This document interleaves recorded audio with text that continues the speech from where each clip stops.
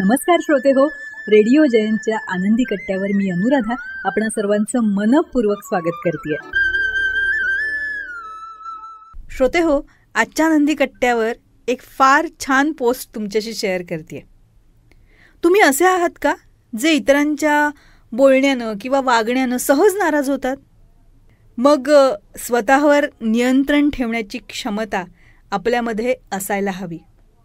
आणि ती क्षमता म्हणजे नेमकं काय? तर पहिलं म्हणजे जास्त बोलू नका.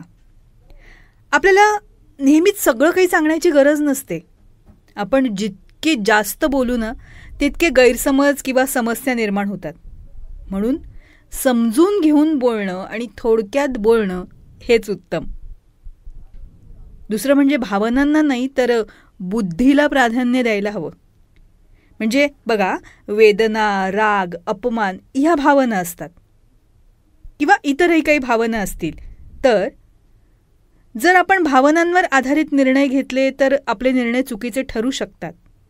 म्हणूनच शांत मनानं कुठलेही निर्णय आपण घ्यायला हवेत.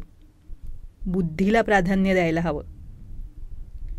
आणि कोणाकडनी जास्त अपेक्षा ठेवता कामा नये, कारण अपेक्षा जितक्या जास्त असतात ना तितकं जास्त दुःख असतं. म्हणून कमीत कमी जितकी अपेक्षा कराल ना तितकं कमी दुःख अनुभवायला मिळेल.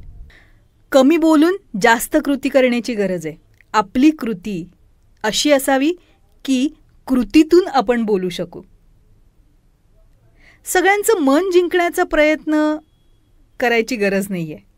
म्हणजे बघा, 10 लोक 10 वेगवेगळ्या गोष्टी सांगतील आणि मग प्रत्येकाच्या आवडीनुसार स्वतःला आपण बदलत राहिलो तर मग शेवटी आपला स्वभाव आपण गमावून बसू ना.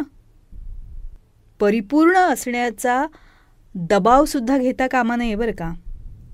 म्हणजे आपल्या हातनं चुका होताच कामा नये आणि त्यासाठी टेन्शन घेऊन काम करणं हेही चुकीचंच आहे. आपण माणूस आहोत. छोट्या छोट्या चुका आपल्या हातनं घडू शकतात. त्यामुळं प्रत्येक चुकीला आपण स्वतःला दोषी मानता कामा नये.